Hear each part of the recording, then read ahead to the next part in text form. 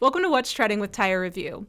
I'm Maddie Weiner, and today I'm joined by Kevin Rohlwing, Senior Vice President of Training for the Tire Industry Association. Kevin, welcome to the show. Good to see you, Maddie. Thank you. Same to you. Yeah, it's been a while. It has. It's been a while. Too long. Yes, for sure. So I first wanted to start out, in the last year or so, TIA has added new training courses and transitioned a lot of them to online, to a virtual experience. From what I know, some of the new ones are the retail tire store manager training, That's one. and the Spanish commercial tire service training. Mm-hmm. So can you talk about maybe a little bit around the reason of why, those two are new, and was it demand from members, or why add those? Well, let's start with the retail service, the retail tire sales training, because I think that's something that came out of the Training and Education Committee. For the last couple of years, we've been talking about it, and it's one of those things where you're trying to figure out what's the best fit and what works best. And fortunately, we had Glenn Nicholson come to us, and Glenn's a former TIA president. Glenn's been in the association. He's an officer. He's very familiar with who we are, what we do, and our members. And he's kind of gotten into this new thing where he's doing this on his own as a business. So we just got to with Glenn and said, hey, look, let's give it a shot. So we did a pilot class and said, let's see what it is. We've had demand for what we call retail sales training, which is about selling. Mm-hmm. And that really never went anywhere. So this is not really about selling. This is about managing people. This is about leadership. So this is about teaching store managers, assistant managers, and store managers in retail tire dealer and commercial tire dealerships. How do I motivate people? How do I lead them? How do I ask them questions? So it's really a completely different shift from what we normally do. So naturally, we'll go out, and so we said let's give it a shot with Glenn's group, and More Retail turned out to be a great partner in it. And the first class went really well, and then we scheduled another, and they booked up real fast. Oh, wow. So we ended up scheduling out the rest of the year. We just said, let's just book them for the rest of the year. So now we have, I think it's March, and then May, and then July. So they're like every other month for the rest of the year, we're going to have our classes, and we're already booking into those classes. So it was just one of those things that, our members have always been asking for, training outside of the shop. I don't want to say soft skills, but that's what a lot of people call them. Of course, yeah. It's soft skill training, and we've never really had that. So let's give it a shot. We did. It worked out great. The response was fantastic. So let's go.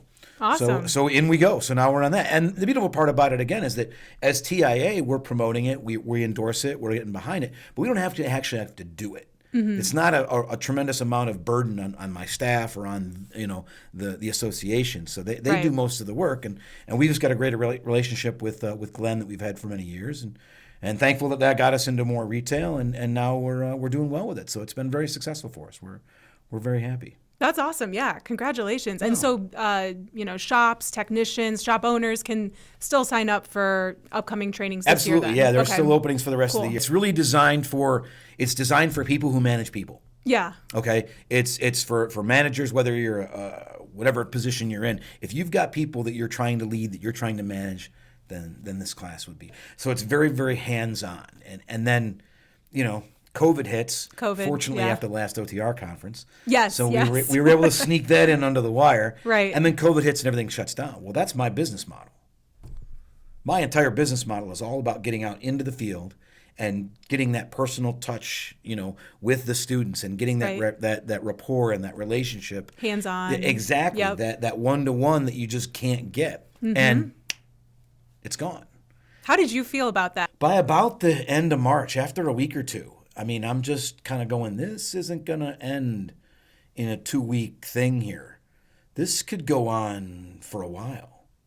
Yeah. And that's when it was like, what do you do? Then what do you do? Because it was really good. I was learning. I'm usually the teacher, and then I was a student. I'm like, this is all stuff I don't know. This is cool. I'm just going nuts. And I came across a quote, and it was something to the effect of, the pessimist complains about the wind. The optimist hopes the wind changes. The leader adjusts the sails. Ooh, I like that. Okay, and I'm sitting there and I'm thinking to myself, going, I'm not going to. I can't complain. I can't change the wind. I can't complain about the wind, and the wind isn't going to change. So I'm either going to complain about it, I'm going to hope, or I'm going to adjust my sales. And that's how it started. And it was just like, all right, what am I going to do? And it's like, okay, well, we got to go to virtual. So virtual, which we don't want to compete with online. Right. Because I already have an online learning management system in place that does that, self-taught, self-study thing. So we had to kind of bridge between the two. So you go from the online to the hands-on. The virtual is kind of in the middle. And we were able to do it. And we started out with the webinars, if you remember. I wanted to ask you about that. Yeah. How did you, I guess, differentiate between those two? You have the online university, but with the webinars and more of the virtual, how do you transition that hands-on element to a virtual platform? That's hard. But and that's the best part about it, is we got there. Yeah. We ended up doing it. Sure. And first of all we had to start with was, we had to figure out, the platform we were going to use, of course, and then we went through that and settled on Zoom because it's easy. And the next thing is that we had to transition kind of our content into a more virtual format, which we had never done before. So, guess who got to get really good at iMovie? You're looking at him. I'm Mr. iMovie now. Armchair expert right here. I am Mr. iMovie right now. I couldn't do what these guys do, but I had to. Right. What choice do I have? I don't have the budget. I mean, my revenue's gone. I mean, 80%, all my revenue that I get from those hands-on classes, that vaporized. Right. So what am I going to do? And it was discussions that we had at the committee and with our chairman.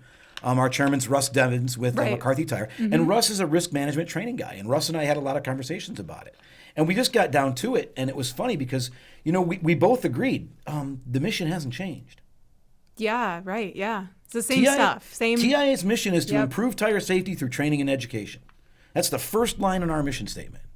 The mission hasn't changed. Everything else has changed around us. Tires aren't any less dangerous.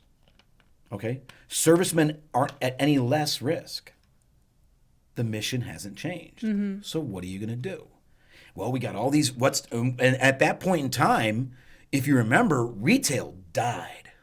Yeah, I mean, there was good several weeks. I live by a mall, and I've never driven by the mall in the middle of the day and there's no cars. Right. That was freaky. Yeah. Okay, that kind of stuff. So it was, where do we go first? Well, naturally, who's sitting around the most? Retail. So we said, let's do some automotive webinars. Let's showcase our automotive program. Let's put it out there. Let's make it free. All right. We want to get as many people involved in this. Everybody's doing the PPP and all that stuff. So then we started doing the training. The other side to that is for my instructors.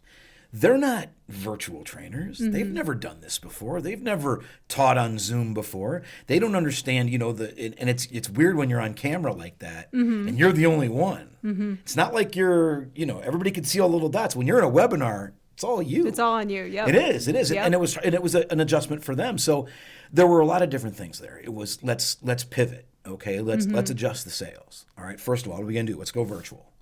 All right. Let's run it through the summer. We ran our 6-week series. Trained 800 people in those 6 weeks. It was It was amazing. And then all right, well, it's not over. All right, well, now I'm going to do commercial. So we do commercial. All right, it's still not over. Now what do we do? And that, again, this is where we're working with our committee. So we had a lot of committee meetings over the summer about what do we do next, what do we do next, what do we do next. And that's where the Spanish CTS program came in. And that's where we did the virtual CTS instructor class. And that's where we're doing all these others. So that's where that came from, was all right, well, these little webinars are great, but we have people who need training.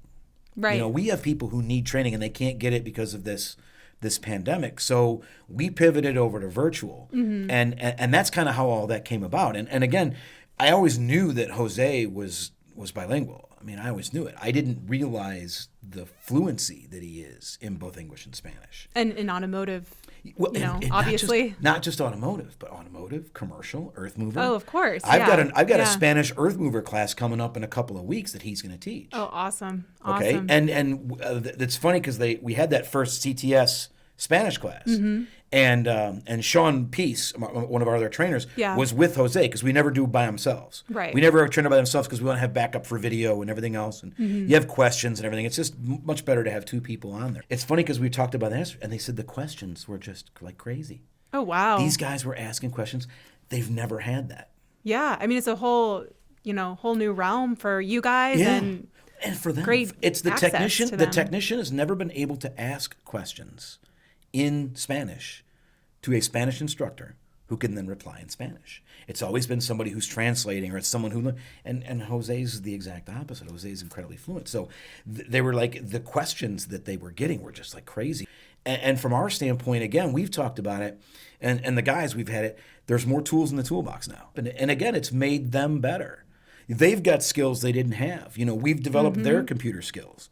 So this whole thing, you talk about, what has the pandemic done? And for me, personally, and for my team, it's made us better by far. That's awesome. We have skills today we didn't have then. We have tools today we didn't have then. Things that we hadn't even thought about then, now we're thinking about, because it just forced us, again, to adjust our sales. Right. I'm not going to complain about it. I'm not going to hope that my members aren't. Right. They're going business as usual. Exactly. Well, especially on the commercial side. And that's where, having people like Russ and, we've got all these members on our committee that are with all these big dealers. They're like, commercial, we're rocking. It's like, I don't have time to take my guys out. I mean, for sure. Look, garbage still needs to get picked up and food needs to get to grocery stores. And now with all the, the deliveries and stuff like that, you're getting more and more. I mean, trucking dipped, but it never died. Yeah. And we better hope it never does. Right. But I mean, it just, again, it made us stronger. It made us better. It gives us more tools. So obviously we've talked about, virtual training. And you guys are here in the Babcock's garage. Yes, we are. At Babcock's Media. Yes, we are. I know you guys have filmed here in the past. Yes, but we have. Can you tell me a little bit about what you're filming and, Sure. What the industry can expect based off of your time here? Well, like you said before, we had filmed here in the past. Yeah. And last year we were here to film our basic commercial tire service, our 200 level, which is like our intro new hire program. Right. And we're updating that. So actually, we've already updated it. It's going to be released here in a few months. It'll be in second quarter. We're going to release the basic CTS update. Okay. So the basic CTS will be updated. It's already been updated. It'll be released in the second quarter. And we filmed some tire machine footage here. Okay, yeah. I remember when you guys were here. Yeah, exactly. We wanted to get some tire machine footage. Very fortunate to have, Don Vanderhayden with Hennessy Industries is on our board. So, look, I need to get some footage of this machine. Is there no way I can work it out? And Don was like, I got the perfect place for this. I was like, where? He's like, Akron. I'm like, where in Akron? With the Babcock's Garage. What's the Babcock's Garage? And you're here. And we're back. And we're back. Yes, and you're back. And we're back. And the first time we did just for that one day to do the machine. And then, now we're updating our basic automotive tire service program, which is the big scoop. I promised you the big scoop, and that's the big scoop. Yes. Is that our 200 level basic ATS program is being updated this year for release next year. So these programs get dated, Right. Vehicles get dated, sizes, machines, everything else. So, we've got a 2011 version of ATS and a 2016 version. So, the 2010 version is 10 years old. And the basics haven't changed. The basics of automotive tire service hasn't changed.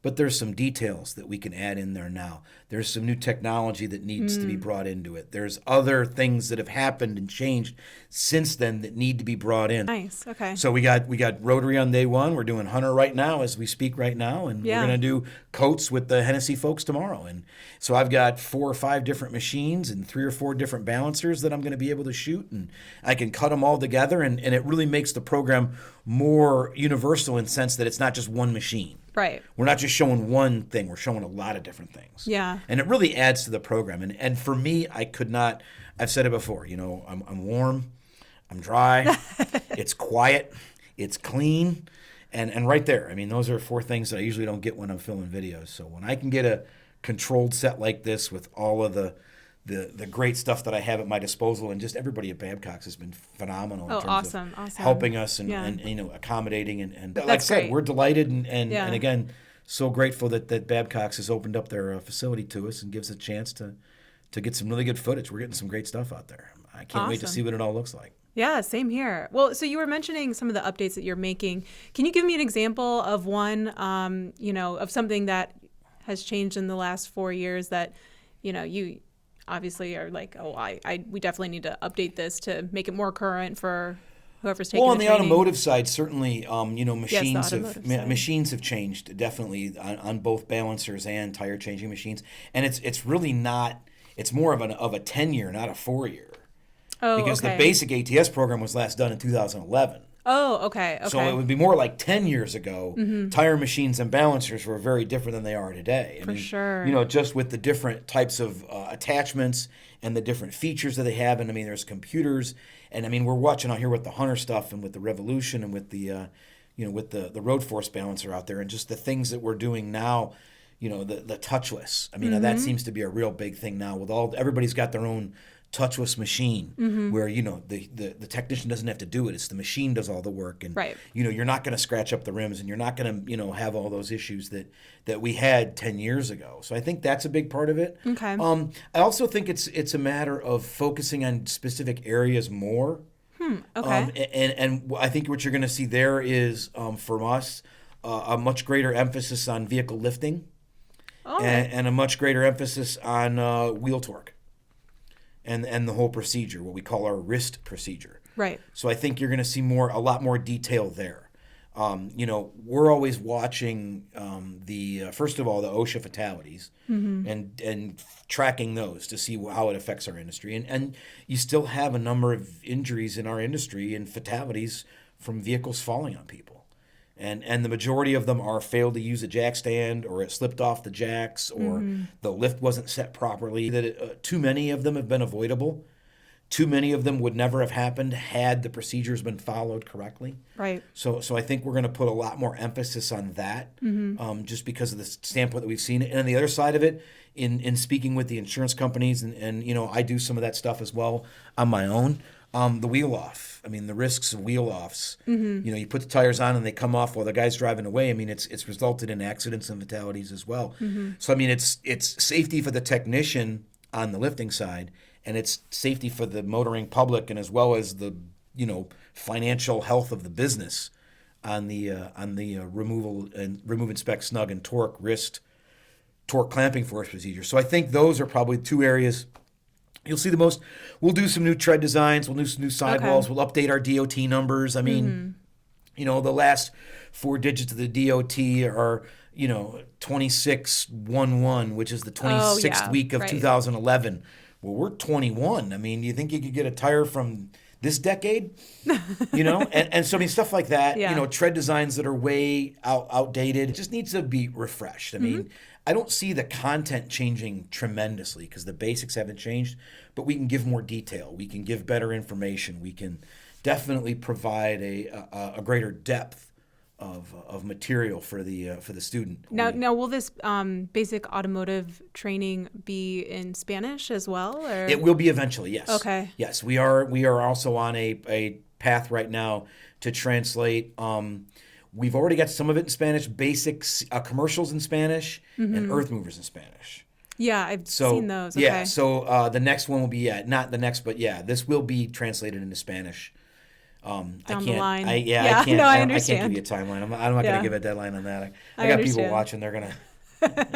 We're not there, but it will be. Yes, it's in the schedule right now. Yeah, we're a better industry in that standpoint. I think that people have safety and training programs now in place that maybe didn't have them 5, 10, 15, 20 years ago, and they've finally recognized the high costs of low training.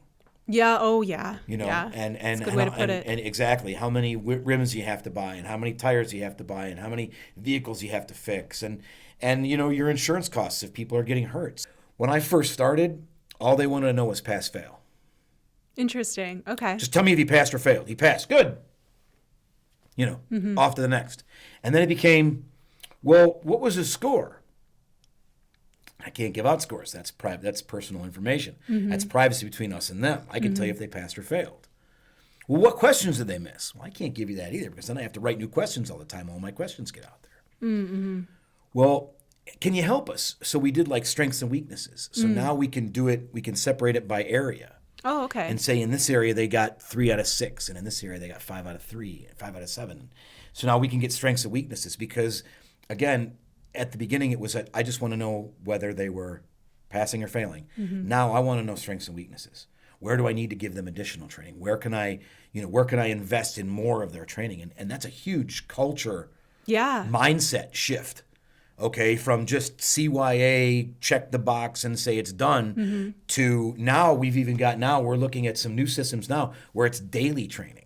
Oh, wow. Where Yeah. technicians actually would get like a little short video to watch every day and answer a couple of questions. Micro learning is like the new buzzword in education for vocational type stuff. Right. And it's all micro learning, and that's what this company is. We're actually looking at it right now. We have somebody that we're working with right now to come up with a new micro learning platform where the technician would actually get like a little snippet of a video every day with a couple of questions. Now we're in the middle of, as an association, on another 5-year plan to create another schedule of updating programs and releasing new programs for the next 5 years that the committee is discussing right now as we speak. And the CTS update last year was part of that.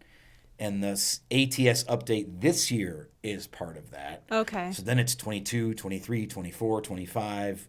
What are we going to do there to kind of plot it all out? Cool. Well, so what else do we get? I have one more question Just one for more? you. Just one more. Okay. Yes. I know you've explained a lot of, the trainings that you guys have Yes. developed and the virtual classes and things like that. But I wanted to know, what is one question that comes up from technicians taking mainly the automotive training? Just one? Well, or maybe a couple topic areas that come up that are always a question, always raise a question with technicians. You're always going to get questions on replacement guidelines. Okay. Okay.